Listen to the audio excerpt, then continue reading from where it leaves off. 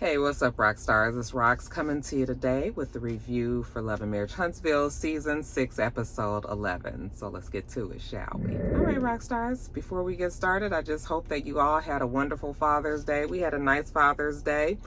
Went to see Transformers, and, if you've seen one Transformer movie, you've seen them all. We really should have just saw the Spider-Verse movie, but Mr. and Jada hadn't seen the first one, and I didn't have time to be trying to explain. I wasn't sure if the first one was needed to have been seen before you saw the second one for it to make a little bit more sense.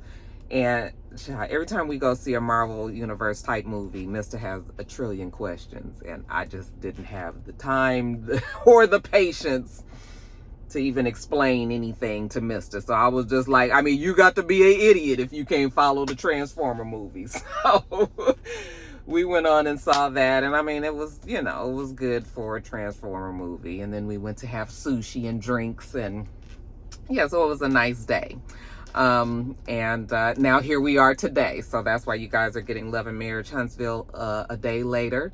And I'll make sure that I get this up and Real Housewives of Atlanta up today, which is Monday, which is also Juneteenth. So happy Juneteenth to all of my fellow descendants of slavery out there, my rock stars who is kinfolk, skin folk, all of that. We celebrating the fact that we is free. We was free, and we didn't even know we was free. Okay, because they didn't have social media back then.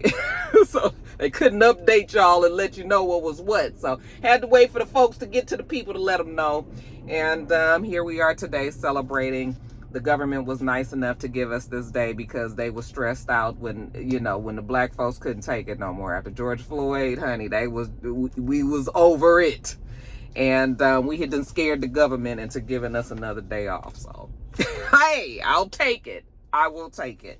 Hopefully you guys are all being safe out there and enjoying and reflecting on the day. All right, now the review. Let's get started. So the comeback group, or the Black Espo group, if that's what you want to call it, repackaged, like Kimmy and Marie said. Remember I told you last week, it's not about the money for them. It is about the fact that you guys are trying to steal their idea. Okay, Maurice is like, this is what we came up with originally. And Marceau says, okay, see, the thing is, we changed the name, made it Black Espo, because, when you say the comeback group, it just left such a bad taste in everybody's mouth.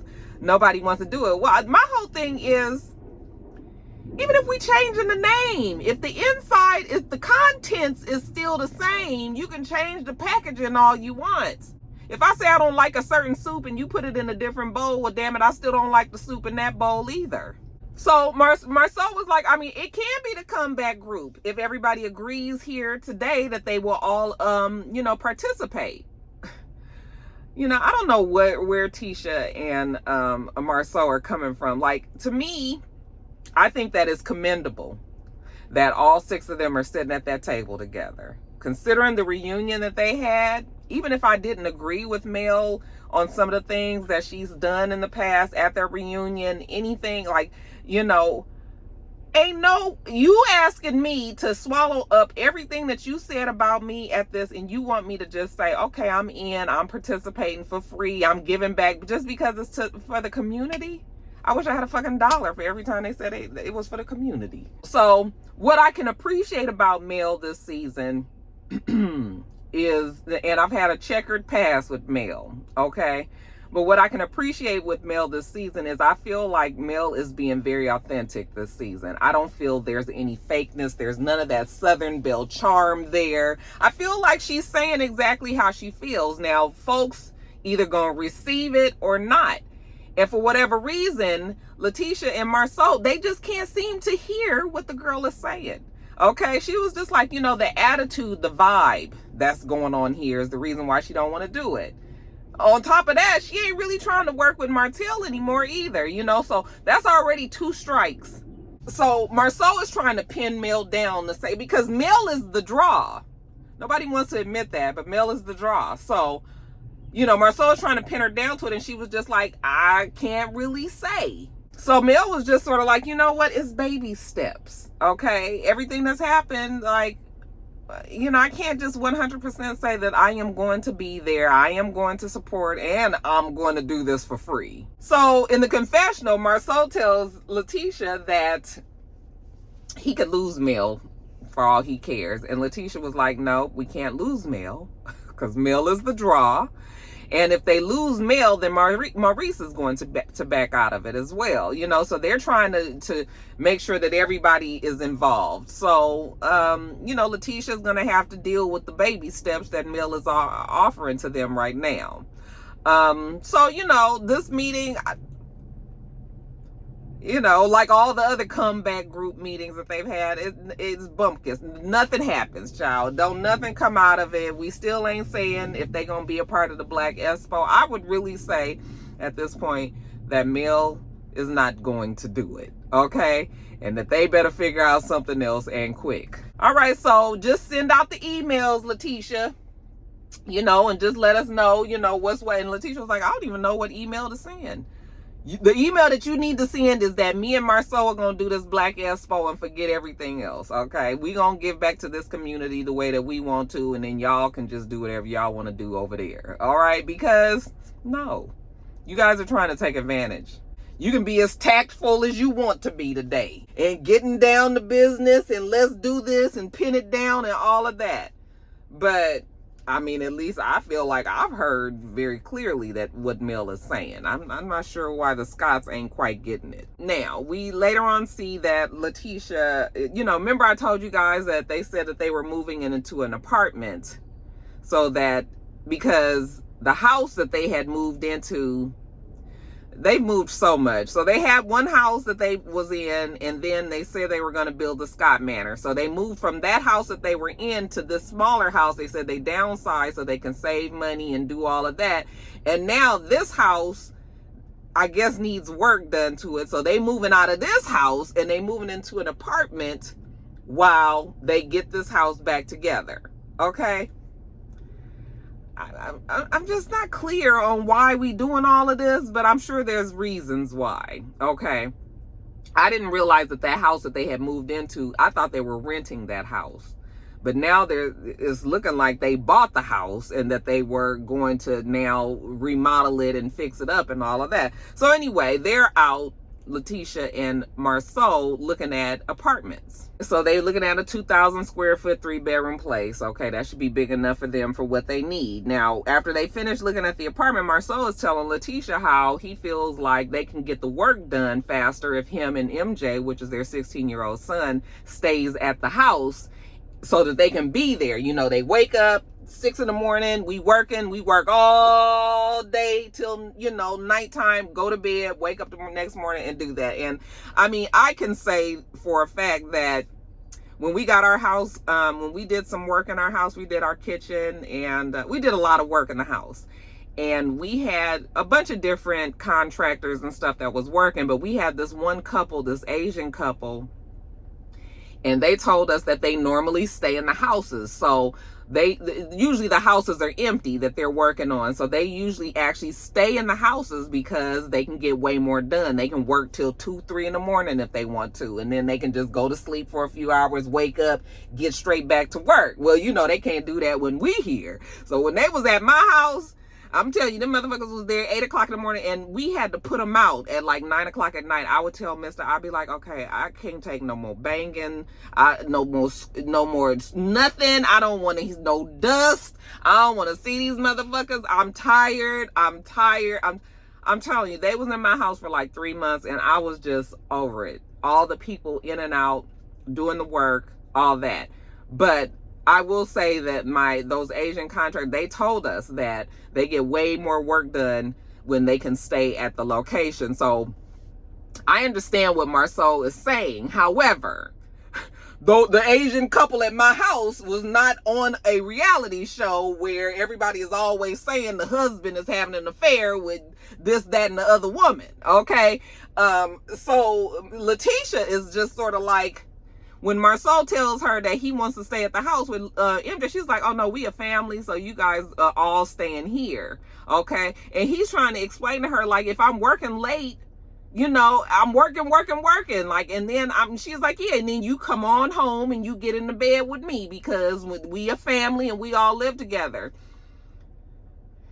You know, if Letitia was not so concerned about the way it looks on TV, because sometimes things don't look right, but it does make sense, you know, but if she wasn't so concerned, she would just be like, okay, you guys stay there. If it's going 3 weeks, 4 weeks, we get it all done, you know, it'll be faster. But she can't say that, because the minute she say that, everybody gonna be like, hey, your man gonna be able to, he gonna sneak some bitch up in there. It's gonna be women up in there, and you gonna have to be worried. That's why he always do what he want to do. He gaslight you, girl. He gonna... And that's not really what the case is, okay? But we know how reality shows. So Letitia's just sort of like, I'm making myself very clear, no, you're not staying there. You're not having no bachelor pad. He was like, it's not a bachelor pad with my 16-fucking-year-old son. If anything, I would hope that Marceau would even walk a straighter path when he has his son there that's looking at him, you know? But so she tells him no. He was like, fine, it's going to cost. And she was like, that's fine. She gonna pay the $5, okay? Because her man needs to be at home with her every day, so she ain't gotta hear y'all mouth. Now, Letitia tells us that she feels like her and Mel, for some reason, Letitia is not understanding. I feel like Mel has made herself very clear. But for whatever reason, Letitia feels like Mel is not really saying how she feels. So she feels like maybe her and Mel just need to have a meeting together, minus everybody else, so she can kind of get the real out of Mel, okay? The bottom line is Mel is not saying what Letitia wants to hear, okay? But Mel has been clear. And I don't know why we just can't, why we having such a hard time, you know, processing what the girl said. But okay, let's have this conversation, seeing the two of them sit down together. And I will tell you that I feel like this was the best scene. This was a scene that actually made me feel good, because we know the shit with Letitia and Mel, and I feel like both of them have gotten to a place where maybe the shit got too far in season 5. And so now I think it's commendable that the two of them are trying to figure it out. Okay. And it's not no whole bunch of fake, like backstabby, slick remarks or anything. They was really real with each other. And really it was Mel. So anyway, they sit down, you know, there's small talk, and how's the wet, you know, talking about the kids and the weather, you know, it's windy outside, blah, blah, blah, blah, blue. Okay. But then we get down to business, okay? And let's talk about this Black Expo, BLAQUE. Or BLACQUE, whatever it's called. So Letitia says that she felt like Mel wasn't really present at the meeting. And Mel was like, you didn't feel like I was present? You know, and she was like, no, because normally, you know, when you come to those meetings and you have a lot to say, you know, and you put a lot of effort into it and blah, blue. And now Letitia feels like Mel is not doing that. And she's kind of holding her tongue. And Mel was like, Mel was so diplomatic. But it was so clear. Mel was just like, okay, so a lot of stuff has happened. We've been doing this fucking show for how long now? Okay. It is so much water under the bridge that the Mel that you guys got back when we used to do the comeback group meeting, you're not going to get that Mel no more. That Mel has been jaded. That Mel has been pissed off. That Mel has been talked about. That Mel got into a fight with your mama. That Mel was called the devil in sheep's clothing at the reunion in front of millions of people. By you. So yeah, you're not gonna get that Mel. That Mel is gone, and now this is the new Mel that you getting. And as far as Mel is concerned, I loved it when she said God ain't cleared her to do any more than what she's doing right now. Okay, God ain't gave her the go ahead yet. So we only listen to what God got to say these days. And yeah, so right now, she ain't really been shown by the master that she needs to be helping them out with this Black Expo. So Mel was just like, I think it's kind of irrational for you guys to think that I'm just supposed to jump up and, you know, do this for you. She said not to even mention the fact that Martell is going to be in on that too. And I'm not really trying to do nothing with Martell.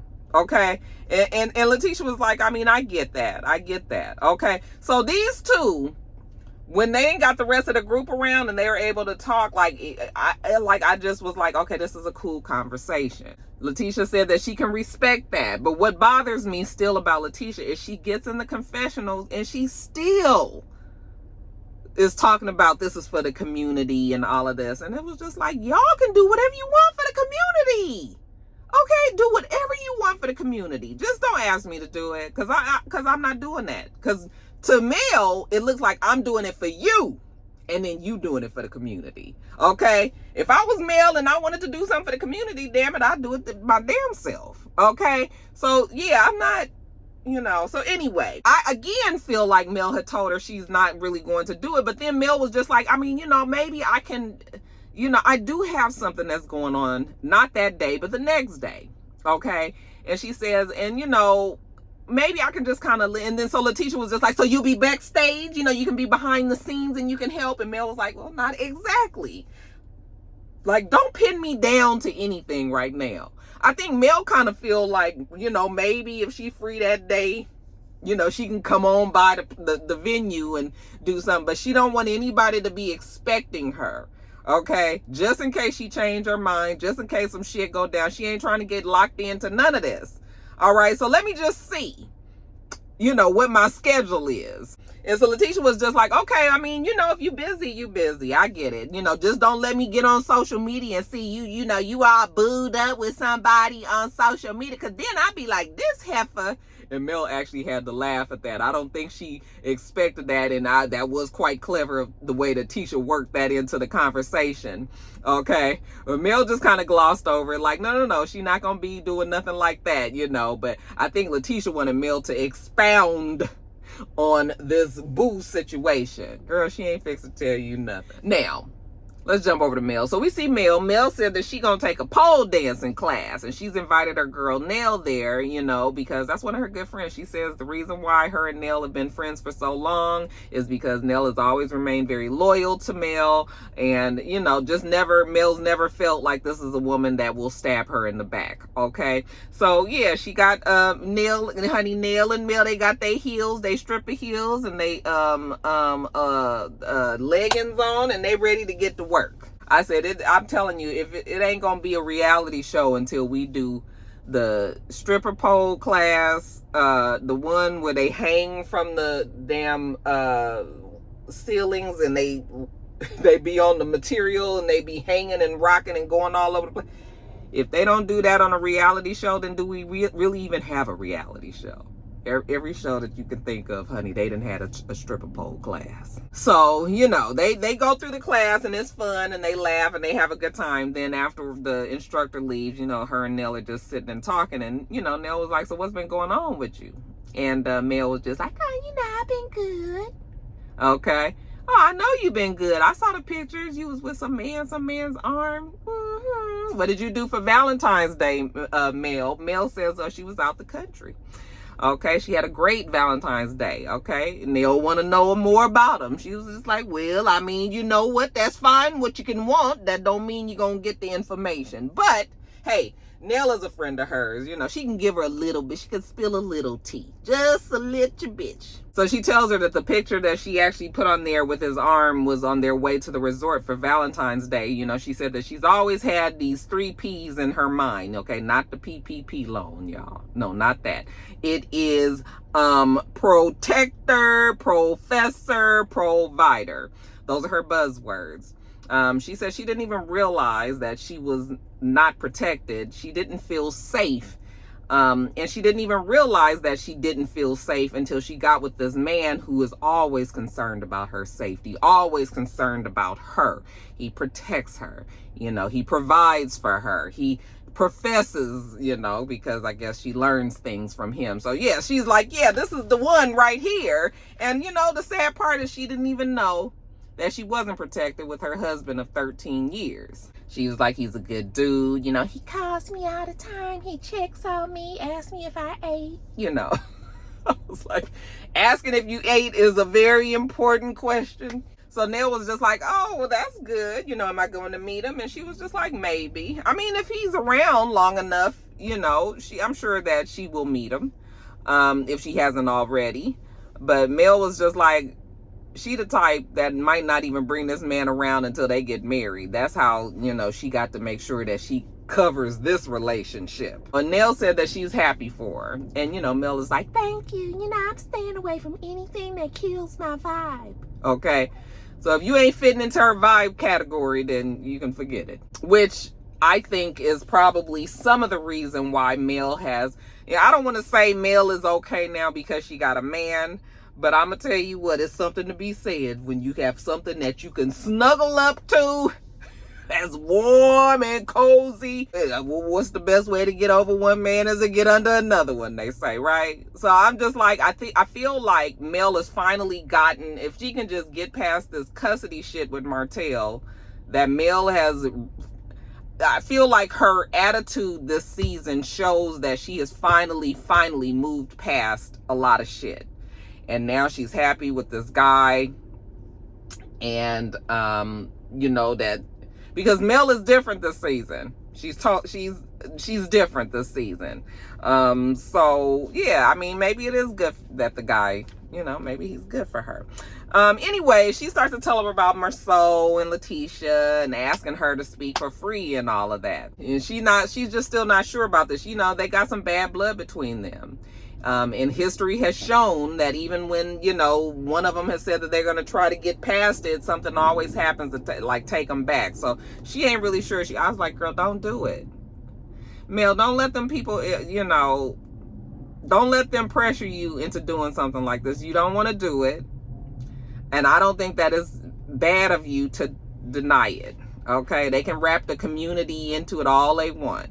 But it's still, at the end of the day, if you don't want to do a shit, don't do it. Let's jump over to Courtney and Stormy. So we see Courtney, he goes to meet with Marceau. Marceau is at one of their location. Remember I told you they have like a shopping center.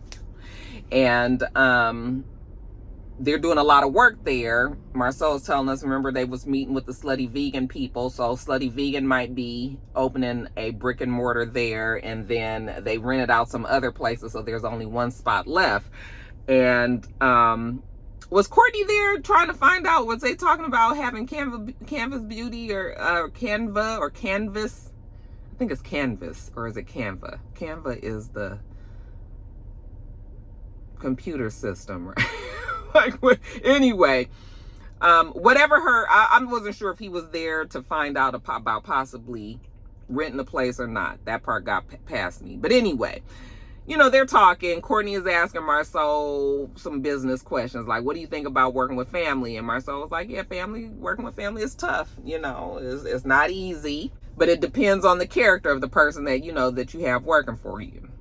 And, why you ask? And he says, well, we had to fire Stormy's cousin, and Stormy and him are like really, really close, like brothers. And, it's just been really tough. And Marceau was like, yeah, that's kind of tough. He was like, but it happens, sometimes you got to fire. Hell, I fired family, brothers. Hell, I even had to fire Maurice. Maurice was 23 years old and he was stressing about to get married to his first wife. And, he was given all this stress and wasn't doing the work that needed to be done. So he had to go. And it was the best thing for all of us. Okay. And you see, me and Maurice is fine today. So most likely Stormy and her cousin is going to be fine too. But Courtney tells him how Junior, they used to talk all the time and now they haven't talked to him. And I was like, well, because you fired him. You talked all the time because he was at work.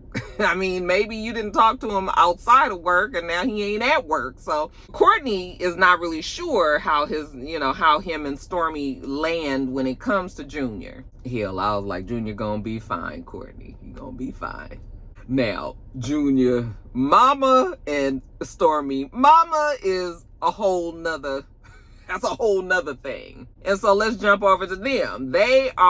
Stormy has called for Miss Betty's sister and Junior to come over because, it has been very awkward and it's been tough for Stormy because her and Junior are like brother and sister and, she doesn't have any siblings and all. So she wants to fix this. So before they even get there, Stormy is trying to sage the place, Stormy child. And, the mama was like, I told you not to even hire that boy in the first place, okay? This is exactly why Stormy is saging, because Miss Betty don't have an open mind. So she tells us how, it was hard letting Junior go, and now this shit between her mom and her aunt is not making anything any better. So everybody is sitting down there talking, and the sister, what it sounds like is the sister and the mom must have been having a conversation, and I don't know if the conversation got heated or what. But the sister kept on talking about the warehouse, Junior, the warehouse. And finally, Miss Betty was like, he don't work there no more. Stormy fired him. And that upset the auntie. And so she was caught off guard. She was just like, he got fired. So she was upset. Now, if your question was like mine, because I'm sitting here watching this and I'm going, why are the aunts even involved? Why is the aunt and the mama even involved in Stormy and Courtney's business? It has nothing to do with it. So that's when I started to realize that this is probably, now this is totally just me, just assuming, but I'm gonna just give this one to you. Stormy has been very successful in her business, and so of course she has taken care of her mother and all of that. So Stormy is the cousin that is doing well, the family that is doing well.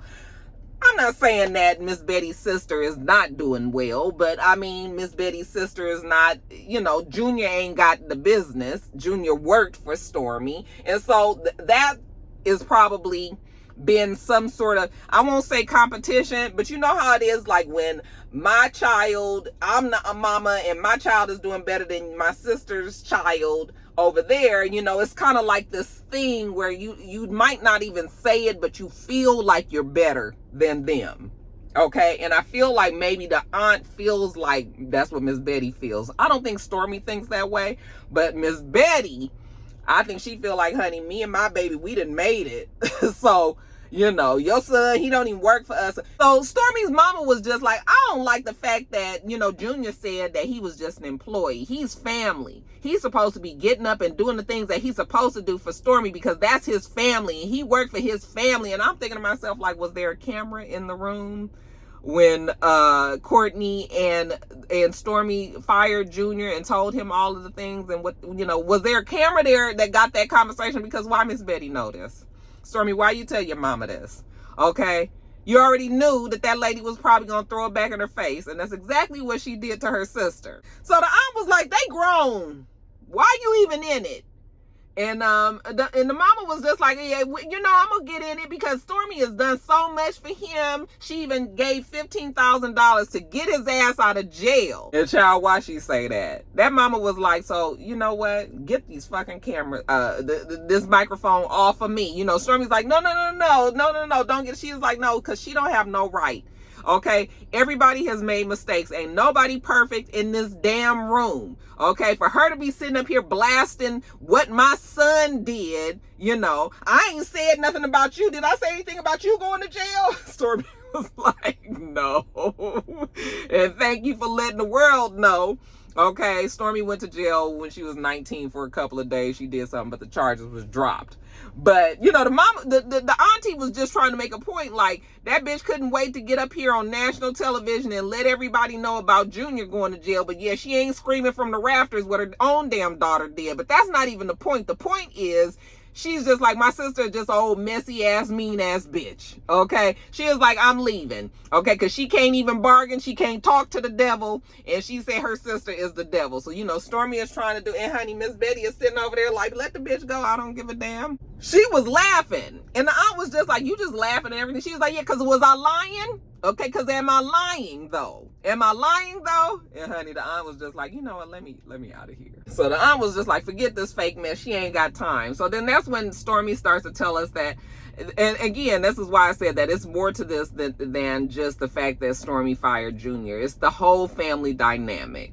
Okay, and I guess it can go all the way back. Stormy said her grandfather got sick and the family had to figure out who was going to be the caretaker. And basically Miss Betty was the one that took that role. But I guess it placed, some resentment and shit in the family. And so Stormy gets up and leaves Junior and Miss Betty in the house, and she goes out there after her aunt. And so while Stormy is gone, you know, Junior's in there, and he's telling Miss Betty, like, you out here airing dirty laundry, like, is your clothes clean? I mean, I'm sure we could find some dirty panties up in there somewhere. Okay. But Stormy is out there talking to her aunt, and her aunt was just like, I'm not talking to her no more. Like, I am done talking to her. She couldn't wait to blast what happened. Stormy and Junior's trying to calm them all down, and Stormy was just like, this is hard on me and Junior, the fact that you guys are fighting. And oh well, she's like, your mama is the devil, really. Ain't no talking to her. She always think that she right. She don't listen to anybody else. She always calling me loud. She always calling me ghetto, and I'm always the one that just got to get over it. If I talk to that lady, you gonna be bailing us both out of jail. So while they out there talking, here come the mama. She going on and on about her sister, and Stormy's like, I cannot control anything that comes out. Stormy then adopted the same lines that Letitia has. See, now Stormy then brought Miss Betty on there to take over Miss Wanda's spot, I guess.